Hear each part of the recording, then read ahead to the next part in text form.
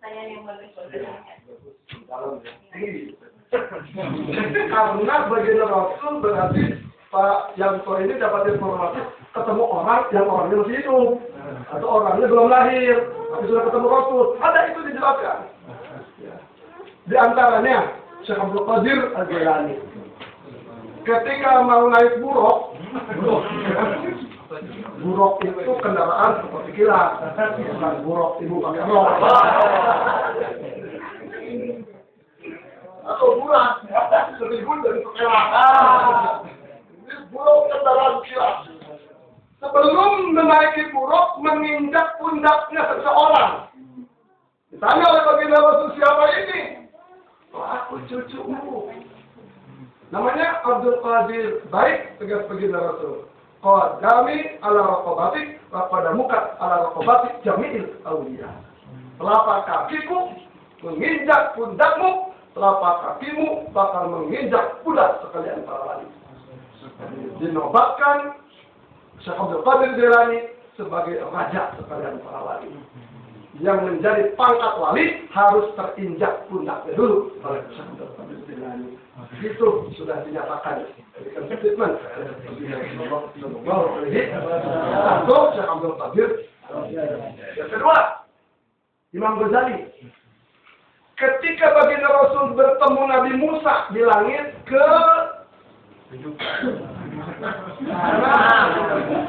kan langit pertama Nabi Adam, langit kedua Nabi Isa, Nabi Yahya, langit ketiga Nabi Yusuf, langit keempat Nabi Idris, langit kelima Nabi Harun.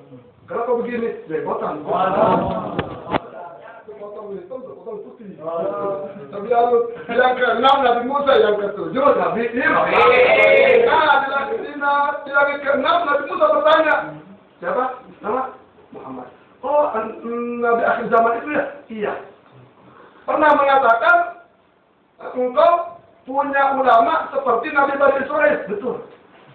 Jadi baginda Rasul pernah mengatakan, ulama aku sama dengan Nabi Bani Israel. Nabi Bani Israel itu Nabi Musa. Jadi punya kiai, punya ulama, baginda Rasul sama dengan Nabi Bani Israel, Nabi Musa. Ini Nabi Bani Israel. Tegas Nabi Musa. Itu mana ulama kamu yang sama dengan aku? Nah, kita panggil. Ghazali tahan. Panggil Ghazali. Padahal belum lahir. Seperti tadi Syekh Qadir belum lahir. Akhirnya tahun 500-an. Belum lahir. Imam Ghazali belum lahir. Ghazali tahan. Datang. Hadir bertiga. Ini orang, oh ya. Siapa namamu? Maksmu. What is your name? Itu. Imam Ghazali menjawab Muhammad Al-Ghazali. Nama aku Muhammad. Bapakku Muhammad. Kakekku Muhammad. Orangnya Ghazali. Kampungku Ghazali. Banyak amat jawaban kata Nabi Musa. Cuma tanya nama kok bapak, kakek, kampung. Oh itu ada gunanya. Maaf. Baginda Nabi Musa ada gunanya. Kenapa? Karena banyak nama Muhammad. Kakeknya juga banyak yang sama. Di kampung yang lain juga banyak nama Muhammad. Maka supaya tidak keliru, aku ini Muhammad bin Muhammad. Orang Ghazali tidak keliru dengan Muhammad yang lain. Tapi engkau waktu ditanya oleh Allah di gunung Turisina. Wa matilka biyaminika ya Musa, apa itu di tangan kananmu, hai Musa? Engkau menjawab, ini tongkatku, pemberian mertuaku, kambing asam, kepentingan menggembala kambing, untuk yaitu menghindarkan berbagai gangguan di perjalanan, ada ular dipukul, kenapa banyak amat jawaban? Kan Allah Maha tahu. Itu kan jawab dengan Allah Maha tahu. Nah, jadi Imam Ghazali tidak gentar menghadapi Nabi Musa dengan tegas begitu. Tapi baginda Rasul tawaduk kepada Nabi Musa sebagai senior. Ghazali pulang. Nah, itulah orang yang bertemu Rasul padahal belum bilang. Kata Jibril itu bilang. Bukan Adam baginda Rasul.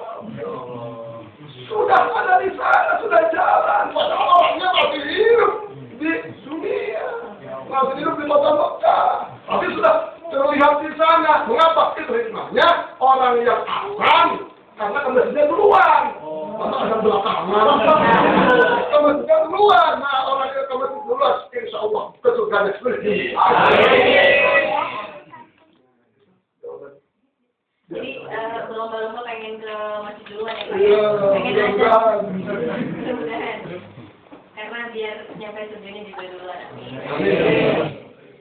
Kita akan lanjutkan sesaat lagi. Untuk yang mau bertanya tahan dulu karena kita harus break dulu sebentar. Begitu pula yang ingin menelpon atau bertanya dari rumah, konektor sekalian di 0267 413 485. Tapi setelah beberapa pesan berikut ini, jangan kemana-mana, tetap di Kiblat. Boleh nggak sih? Apa tadi perempuan yang apa Miraj? Oh, boleh perempuan sholatnya. Tadinya sholat fardu doang. Kalau sholat sunnah, dia sholat sunnahnya rawatib doang. Sekarang pakai tahajud, pakai duha, kan meningkat. Merah. Amwatnya rojul mukminin. Sholat itu merahnya orang mukmin. Kemudian yaitu merah ilmu. Tadinya suka ngaji, sekarang rajin ngaji. Tadinya ngajinya cuma bilang betong, minggu sekali. Sekarang tiap hari. Itu perempuan mi'raj. Boleh Bu, semuanya ibu-ibu di pemirsa sekalian, ibu-ibu mi'raj meningkatkan ibadah, meningkatkan sholat, meningkatkan pengajian, meningkatkan ilmu, tapi namun ibu mi'raj nak dinaranjang. Saya nggak tanya itu curang apa Pak? Tidak mau artikan ya. Kalau ibu mi'raj zaman suami di dalam kamar itu curang. Itu aja.